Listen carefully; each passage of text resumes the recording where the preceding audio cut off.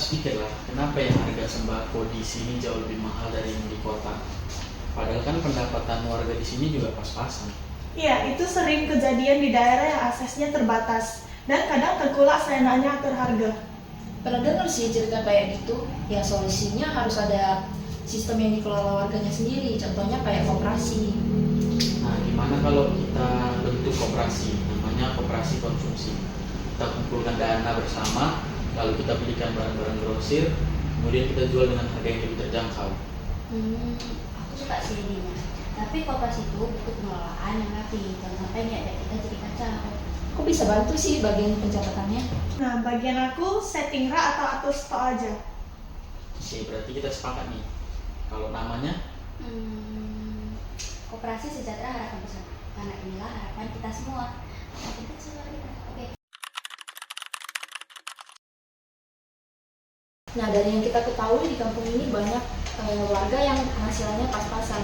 Kalau misalnya kita bisa bantu menstabilkan harga pokok, pasti sudah sangat membantu. Apalagi Pak koperasi ini bisa jadi kita ingat warga bisa merasa memiliki. Jadi bukan sekedar pembeli, tapi juga pemilik. Tapi modal awalnya dari mana? Apa warga mau nyetor uang? kita mulai dengan penyertaan dari anggota. Misalnya, setiap anggota nyetor uang 100.000 sebagai simpanan pokok. Uangnya bisa kita belanjakan untuk kebutuhan stok awal kita nanti. Nah betul, nggak jadi nggak usah khawatir, semua uangnya akan tercatat dengan rapi dan akan disampaikan di rapat anggota secara berkala. Tapi kalau rugi gimana? Tenang kan? Koperasi itu sistemnya gotong royong. Rugi atau tanggung itu ditanggung bersama.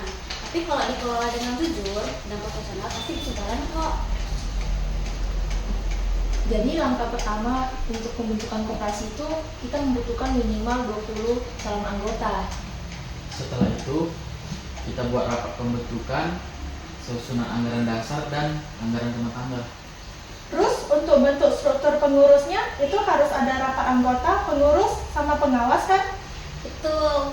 Nah, rapat anggota adalah pemegang kekuasaan tertinggi, pengurus pengelolaan koperasi sehari-hari, dan pengawas yang bertugas mengawasi jalannya koperasi. Jadi pengelolaannya demokratis, setiap anggota punya hak suara yang sama, bukan berdasarkan harga kecil modal.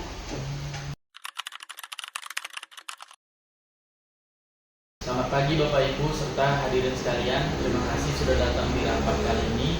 Kita akan membahas pembentukan koperasi yang kami sepakati bersama, termasuk penyusunan anggaran dasar dan penyusunan anggaran rumah tangga.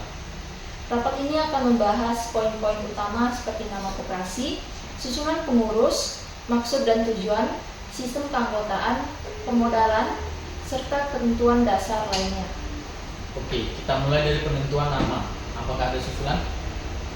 Baik, saya mengusulkan nama Koperasi Sejahtera Harapan Bersama.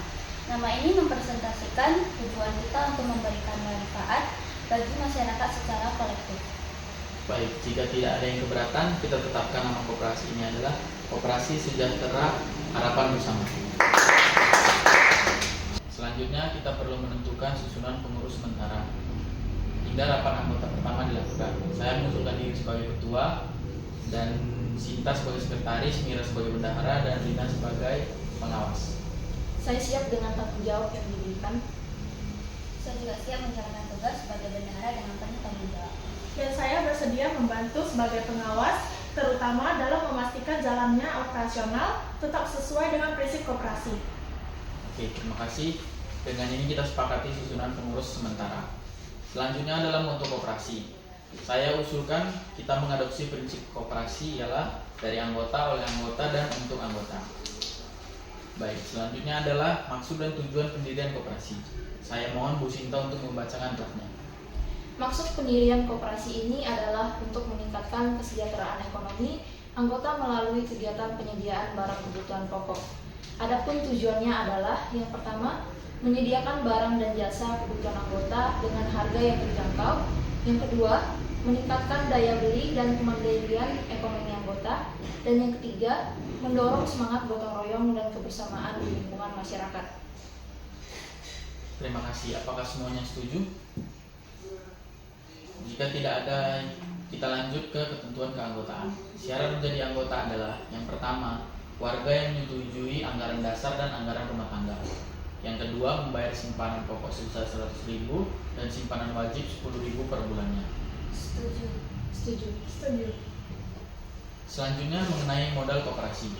Modal awal berasal dari simpanan anggota, SAHU yang diperoleh serta kemungkinan bantuan dari kemitraan dari pihak dari luar. Semua transaksi harus dicatat secara transparan dan dipertanggungjawabkan. Terakhir, mengenai status badan hukum. Setelah semua data dan dokumen lengkap, kita akan ajukan pengesahan ke notaris koperasi, lalu ke dinas koperasi setempat. Saya siap bantu administrasi dokumennya jika diperlukan. Baik, saya rasa semua poin penting dalam AD atau ART sudah kita bahas secara menyeluruh. Dengan ini saya nyatakan bahwa Koperasi Sejahtera Harapan Bersama resmi kita bentuk secara musyawarah dan mufakat. Terima kasih atas kerjasama dan komitmen kita semua. Semoga koperasi ini bisa menjadi wadah pemberdayaan yang berkelanjutan. Rapat ini resmi ditutup.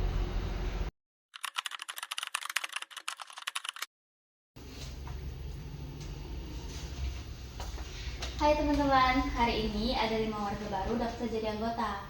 Katanya mereka suka karena koperasi ini punya rasa kekeluargaan. Dan penjualan bulan ini juga naik 30%. Kita bisa mulai pikirin pengembangan, mungkin tambah produk baru atau kebutuhan rumah tangga lainnya. Kita juga harus mulai memikirkan sistem anggota juga untuk pelatihannya, agar mereka bisa memahami sistem koperasi lebih dalam lagi. Bagus, karena koperasi ini bukan cuma tempat beli barang, tapi juga sarana pendidikan ekonomi untuk anggota. Kalau gitu bulan depan kita buat pelatihan manajemen keuangan sederhana untuk keluarga.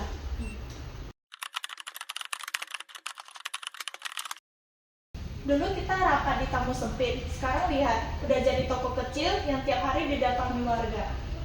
Dan semua ini bisa jalan bukan karena kita hebat, tapi karena kita kerjain bareng-bareng. Ya setuju, dan karena kita juga saling percaya sama ide ini dan juga warga. Itu ya, koperasi ini awalnya cuma mimpi kecil, tapi sekarang menjadi bagian hidup banyak orang. Yang penting sekarang kita jaga ritmenya, biar koperasi ini terus bermanfaat dan terus tumbuh. Dan kita juga harus terus belajar, biar nggak cuma jalan tapi juga berkembang. Semoga koperasi ini jadi bukti kalau hal baik itu bisa dimulai dari yang sederhana, asal dikerjakan bersama. Dan semoga semangatnya gak pernah